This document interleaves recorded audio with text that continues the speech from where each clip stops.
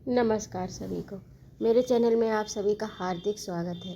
आज मैं उपस्थित हूँ रविन्द्रनाथ टैगोर की लिखी कहानी गूंगी लेकर।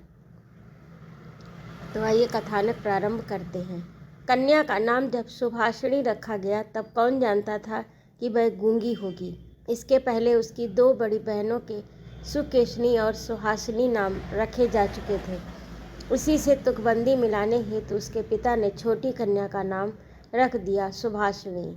अब केवल सब उसे सुभा ही कहकर बुलाते हैं। बहुत खोज और खर्च के बाद दोनों बड़ी कन्याओं के हाथ पीले हो चुके हैं और अब छोटी कन्या सुभा माता पिता के हृदय के नीरव बोझ की तरह घर की शोभा बढ़ा रही है। जो बोल नहीं सकती वह सब कुछ अनुभव कर सकती है। ये बात सबकी समझ में नहीं आती और इसी से सुभा के सामने ही सब उसके भविष्य के बारे में तरह तरह की चिंता फिक्र की बातें किया करते हैं। किंतु स्वयं सुभा इस बात को बचपन से ही समझ चुकी है कि उसने विधाता के शाप के वशीभूत होकर ही इस घर में जन्म लिया है। इसका फल यह निकला कि वह सदैव अपने को सब परिजनों की दृष्टि से बचाए रखने का प्रयत्न करने लगी।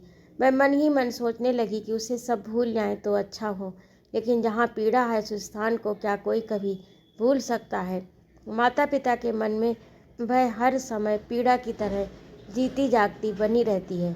विशेषकर उसकी माता उसे अपनी ही किसी गलती के रूप में देखती हैं, क्योंकि प्रत्येक माता पुत्र की अपेक्षा पुत्री को कहीं अधिक अपने अंश के रूप में देखती हैं और पुत्री में किसी प्रकार की कमी होने पर उसे अपने लिए मानो विशेष रूप से लज्जाजनक बातें समझाती हैं। सुभा के पिता वाणीकंठ तो सुभा को अपनी दोनों बड़ी पुत्रियों की अपेक्षा कुछ अधिक ही स्नेह करते हैं, पर माता उसे अपने गर्भ का कलंक समझकर उसे उदासीन रहती हैं। सुभा को बोलने की जबान नहीं है, पर उसकी लंबी लंबी पलकों में दो बड़ी बड़ी काली आंखें अवश्य हैं। उसके ओष्ठ तो मन के भावों के तनिक से संकेत पर नए पल्लव की तरह कांप कांप उठते हैं। वाणी द्वारा हम जो अपने मन के भाव प्रकट करते हैं उसको हमें बहुत कुछ अपनी चेष्टाओं से गढ़ लेना पड़ता है। बस कुछ अनुवाद करने के समान ही समझिए, और वह हर समय ठीक भी नहीं होता। ताकत की कमी से बहुधा उसमें भूल हो जाती है, लेकिन खंजन जैसी आंखों को कभी कुछ भी अनुवाद नहीं करना पड़ता। मन अपने आप ही उस पर छाया डालता रहता है। मन के भाव अपने आप ही उस छाया में कभी विस्तृत होते हैं, कभी सिकुड़ते हैं, कभी कभी आंखें चमक दमक कर जलने लगती हैं और कभी उदासीनता की कालिमा में बुझ सी जाती हैं। कभी डूबते हुए चंद्रमा की तरह टकटकी लगाए न जाने क्या देखती रहती हैं, तो कभी चंचल दामिनी की तरह ऊपर नीचे इधर उधर चारों ओर बड़ी तेजी से छिटकने लगती हैं। विशेषकर मुँह के भाव के सिवा जिसके पास जन्म से ही कोई भाषा नहीं, उसकी आंखों की भाषा तो बहुत उदार और अथाह गहरी होती ही है। करीब करीब साफ सुथरे नील गगन के समान उन आँखों को उदय से अस्त तक, सुबह से शाम तक और शाम से सुबह तक छवि लोक की निस्तब्ध रंग भूमि ही मानना चाहिए। दिव्याहीन इस कन्या में विशाल प्रकृति के समान एक जनहीन महानता है, और यही कारण है कि साधारण लड़के लड़कियों को उसकी ओर से किसी न किसी प्रकार का भय सा बना रहता। उसके साथ कोई खेलता नहीं। वह नीरव दोपहरिया के समान शब्दहीन और संगहीन एकांतवासिनी बनी रहती। गांव का नाम है चंडीपुर। उसके पार्श्व में बहने वाली सरिता बंगाल की एक छोटी सी सरिता है, गृहस्थ के घर की छोटी लड़की के समान। बहुत दूर तक उसका फैलाव नहीं, उसको तनिक भी आलस्य नहीं। वह अपनी गहरी देह लिए अपने दोनों छोरों की रक्षा करती हुई अपना काम करती जाती है। दोनों छोरों के ग्रामवासियों के साथ मानो उसका एक न एक संबंध स्थापित हो गया है। दोनों ओर गांव हैं और वृक्षों के छायादार ऊंचे किनारे हैं, जिनके नीचे से गांव की लक्ष्मी सरिता अपने आप को भूलकर शीघ्रता के साथ कदम बढ़ाती हुई बहुत ही प्रसन्न चित्त असंख्य शुभ कार्यों के लिए चली जा रही है। वाणीकंठ का अपना घर नदी के बिल्कुल एक छोर पर है। उसका खपच्चियों का बेड़ा, ऊंचा छप्पर, गाय घर, भूस का ढेर, आम कटहल केलों का बगीचा हर एक नाविक की दृष्टि अपनी ओर आकर्षित करता है। ऐसे घर में आसानी से चलने वाली ऐसी सुख की गृहस्थी में उस गूंगी कन्या पर किसी की दृष्टि पड़ती है या नहीं मालूम नहीं। पर काम धंधों से जी हुई उसे तनिक फुर्सत मिलती त्यों ही झट से वह उस नदी के किनारे जा बैठती। प्रकृति अपने पार्श्व में बैठकर उसकी सारी कमी को पूर्ण कर देती। नदी की स्वर ध्वनि, मनुष्यों का शोर, नाविकों का सुमधुर गान, चिड़ियों का चहचहाना, पेड़ पौधों की मरमर ध्वनि, सब मिलकर चारों ओर के गमनागमन, आंदोलन और कंपन के साथ होकर सागर की उत्ताल तरंगों के समान उस बालिका के चिर स्तब्ध हृदय उपकूल के पार्श्व में आकर मानो टूट फूट पड़ती है। प्रकृति की ये अनोखे शब्द और अनोखे गीत, ये भी तो गूंगी की ही भाषा है। बड़ी बड़ी आँखों और उसमें भी बड़ी पलकों वाली सुभाषिणी की जो भाषा है, उसी का मानो ये विश्वव्यापी फैलाव है, जिसमें झींगुरों की झिन झिन ध्वनि से गूंजती हुई तृणभूमि से लेकर शब्दातीत नक्षत्र लोक तक केवल इंगित, संगीत, क्रंदन, उच्च बासें भरी पड़ी हैं। और दोपहरिया को नाविक और मछुए खाने के लिए अपने अपने घर जाते, गृहस्थ और पक्षी आराम करते, पार उतारने वाली नौका बंद पड़ी रहती। जन समाज अपने सारे काम धंधों के बीच में रुककर सहसा भयानक निर्जन मूर्ति धारण करता तथा रुद्र महाकाल के नीचे एक गूंगी प्रकृति और एक गूंगी कन्या दोनों सामने आमने चुपचाप बैठी रहती, एक दूर तक फैली हुई धूप में, दूसरी एक छोटे से वृक्ष की छाया में। सुभाषिणी की कोई सहेली हो ही नहीं, सो बात नहीं है। गौ घर में 2 गायें हैं, एक का नाम सरस्वती, दूसरी का नाम पार्वती। ये नाम सुभाषिणी के मुंह से उन गायों ने कभी नहीं सुने, परंतु वे उसके पैरों की मंथर गति को भली बात पहचानती है। सुभाषिणी का बिना बातों का एक ऐसा करुण स्वर है, जिसका अर्थ वे भाषा की अपेक्षा कहीं अधिक सरलता से समझ जाती। वह कभी उन पर लाड़ करती, कभी डांटती, कभी प्रार्थना का भाव दर्शाकर उन्हें मनाती, और इन बातों को उसकी सारों और पारों इंसान से कहीं अधिक भली भांति समझ जाती है। सुभाषिणी गौ घर में घुसकर अपनी दोनों बाहों से जब सारों की गर्दन पकड़कर उसके कान के पास अपनी कनपट्टी रगड़ती, तो पारो स्नेह की दृष्टि से उसकी ओर निहारती हुई उसके शरीर को चाटने लगती। सुभाषिणी दिन भर में कम से कम 2-3 बार तो नियम से गौ घर में जाया करती, इसके सिवा अनियमित आना जाना भी बना रहता। घर में जिस दिन वह कोई सख्त बात सुनती, उस दिन उसका समय अपनी गूंगी सखियों के पास बीतता। सुभाषिणी की सहनशील और विषाद शांत चितवन को देखकर वे न जाने कैसी एक अन्य अनुमान की शक्ति में उसकी मर्म वेदना को समझ जाती। उसकी देह से सटकर धीरे धीरे उसके बाहों पर सींग घिस घिस कर अपनी मौन आकुलता से उसको धैर्य बनाने का प्रयत्न करती। इसके सिवा एक बकरी, बिल्ली, बच्चा भी था। उसके साथ सुभाषिणी की गहरी मित्रता तो नहीं थी, फिर भी वे उससे बहुत प्यार करते, कहने के अनुसार चलते। बिल्ली का बच्चा चाहे दिन हो या रात, जब तब सुभाषिणी की गर्म गोद पर बिना किसी संकोच के अपना हक जमा लेता, सुख की नींद सोने की तैयारी करता। सुभाषिणी जब उसकी गर्दन और पीठ पर अपनी कोमल उंगलियां फेरती, तब तो वह ऐसे आंतरिक भाव दर्शाने लगता मानो उसको नींद में खास सहायता मिल रही है। ऊंची श्रेणी के प्राणियों में सुभाषिणी को और भी एक मित्र मिल गया, परंतु उसके साथ उसका ठीक कैसा संबंध है, इसकी पक्की खबर बताना मुश्किल है, क्योंकि उसके बोलने की जिह्वा है और वह गूंगी है, अतः दोनों की भाषा एक नहीं थी। वह था गुसाइयों का छोटा लड़का प्रताप। प्रताप बिल्कुल आलसी और निकम्मा था। उसके माता पिता ने बड़े प्रयत्नों के उपरांत इस बात की आशा तो बिल्कुल छोड़ दी कि वह कोई काम काज करके घर गृहस्थी की कुछ सहायता करेगा।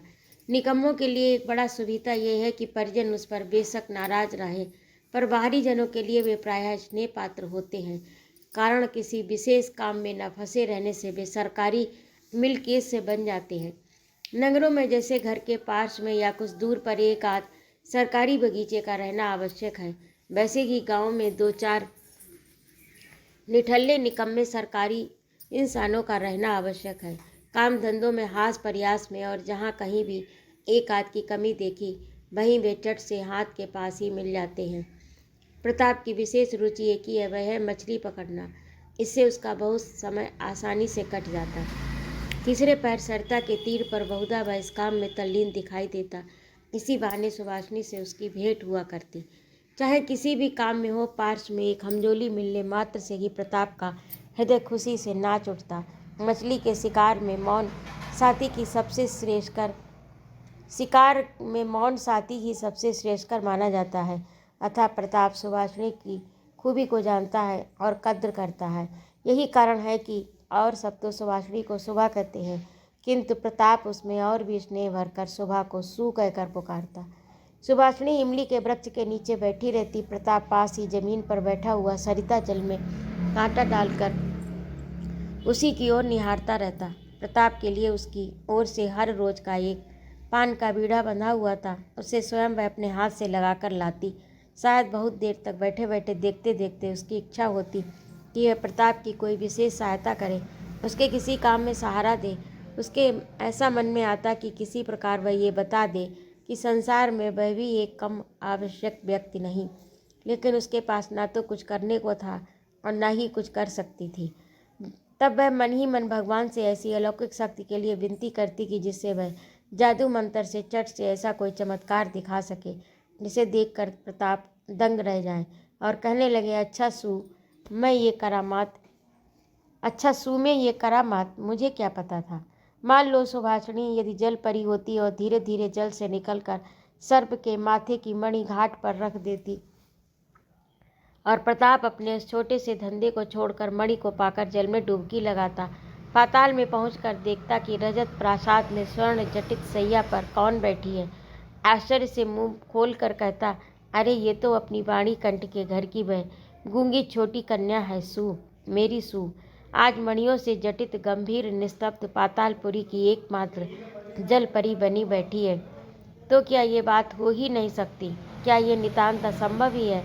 वास्तव में कुछ भी असंभव नहीं, लेकिन फिर भी सुप्रजा शून्य पातालपुरी के राजघराने में जन्म न लेकर वाणीकंठ के घर पैदा हुई और इसीलिए वे आज गुसाइयों के घर के लड़के प्रताप को किसी प्रकार के आश्चर्य से अचंभित नहीं कर सकती।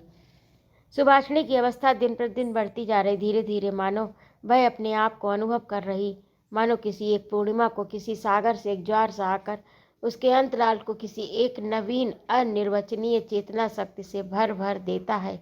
अब मानो वह अपने आप को देख रही, अपने विषय में कुछ सोच रही, कुछ पूछ रही, लेकिन कुछ समझ नहीं पाती।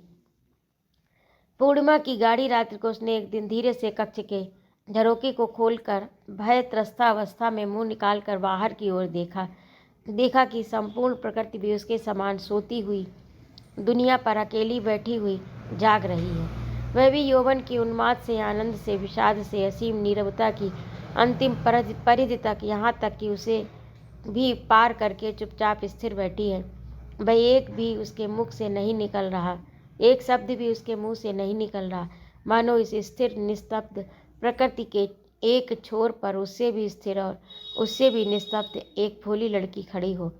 इधर कन्या के विवाह की चिंता में माता पिता बहुत बेचैन हो उठे हैं। गांव के लोग भी यत्र तत्र निंदा कर रहे हैं, यहाँ तक कि जाति विच्छेद कर देने की भी अफवाह उड़ रही है। वाणीकंठ की आर्थिक दशा वैसे अच्छी है, खाते पीते आराम से है, इसी कारण इनके शत्रुओं की भी गिनती नहीं है। स्त्री पुरुषों में इस बात पर बहुत कुछ सलाह मशविरा हुआ। कुछ दिनों के लिए वाणीकंठ गांव से बाहर परदेश चले गए। अंत में एक दिन घर लौटकर पत्नी से बोले, चलो कलकत्ते चले। कलकत्ता गमन की तैयारियां पूरे जोर शोर से होने लगी।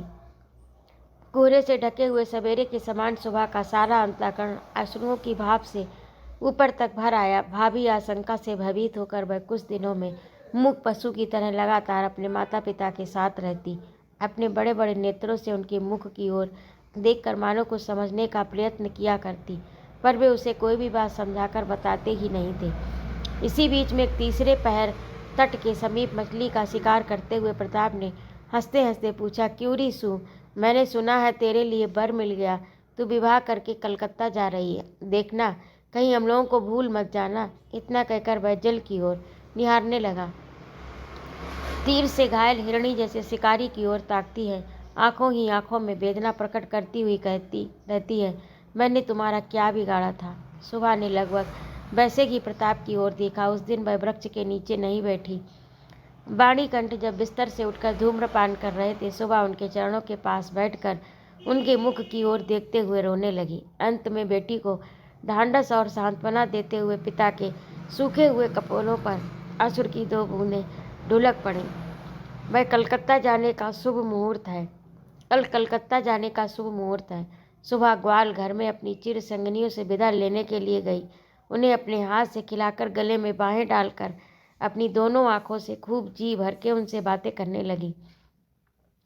उसके दोनों नेत्र आंसुओं के बांध को रोक न सके। उस दिन शुक्ला द्वादशी की रात्रि थी। सुबह अपनी कोठरी से निकलकर उसी जाने पहचाने सरिता तट के कच्चे घाट के पास घास पर औंधी लेट गई। मानो वह अपनी और अपनी गूंगी जाति की पृथ्वी माता से अपनी दोनों बाहों से लिपटा कर कहना चाहती है, तू मुझे कहीं के लिए विदा मत कर माँ, तेरे समान तू मुझे अपनी बाहों में पकड़े रख, कहीं विदा मत कर। कलकत्ते के किराए के मकान में एक दिन सुबह की माता ने उसे वस्त्रों से खूब सजा दिया, कसकर जूड़ा बांध दिया, उसमें जरी का फीता लपेट दिया, आभूषणों से लाद कर उसके स्वाभाविक सौंदर्य को भरसक मिटा दिए। सुबह के दोनों नेत्र अश्रुओं से गीले थे। नेत्र कहीं सूख न जाए इस भय से माता ने उसे बहुत समझाया बुझाया, अंत में फटकारा भी, पर अश्रुओं ने फटकार की कोई परवाह नहीं की। उस दिन कई मित्रों के साथ वह कन्या को देखने के लिए आया। कन्या के माता पिता चिंतित, शंकित और भयभीत हो उठे, मानो देवता स्वयं अपनी बलि के लिए पशुओं को देखने आए हों। अंदर से बहुत डांट फटकार कर बताकर कन्या के अश्रुओं की धारा को और भी तीव्र रूप देकर उसे निरीक्षकों के सम्मुख भेज दिया। निरीक्षकों ने बहुत देर तक देखभाल के उपरांत कहा, ऐसी कोई बुरी भी नहीं है। विशेषकर कन्या के आंसुओं को देखकर वे समझ गए कि इसके हृदय में कुछ दर्द भी है। फिर हिसाब लगाकर देखा कि जो हृदय आज माता पिता के विछोह की बात सोचकर इस प्रकार द्रवित हो रहा है, अंत में कल उन्हीं के काम वह आएगा। सीप के मोती के समान कन्या के आंसुओं की बूंदें उसका मूल्य बढ़ाने लगी। उसकी ओर से और किसी से कुछ कहना ही नहीं पड़ा। पात्र देखकर खूब अच्छे मुहूर्त में सुबह का विवाह संस्कार हो गया। गूंगी कन्या को दूसरों के हाथ सौंपकर माता पिता अपने घर लौट आए। तब कहीं उसकी जाति और परलोक की रक्षा हो सकी। सुबह का पति पंछा की ओर नौकरी करता है। विवाह के उपरांत शीघ्र वह पत्नी को लेकर नौकरी पर चला गया। एक सप्ताह के अंदर ससुराल के सब लोग समझ गए कि बहू गूंगी है, पर इतना किसी ने न समझा कि इसमें अपना कोई दोष नहीं। उसने किसी के साथ विश्वासघात नहीं किया। उसके नेत्रों ने सभी बातें कह दी, किंतु उसे कोई समझ न सका। अब वह चारों ओर निहारती रहती। उसे अपने मन की बात कहने की भाषा नहीं मिलती। जो गूंगे की भाषा समझते थे, उसके जन्म से परिचित थे, वे चेहरे उसे यहाँ दिखाई नहीं देते। कन्या के गहरे शांत अंतःकरण में असीम अव्यक्त क्रंदन ध्वनित हो उठा और सृष्टिकर्ता के सिवा और कोई उसे सुन भी न सका।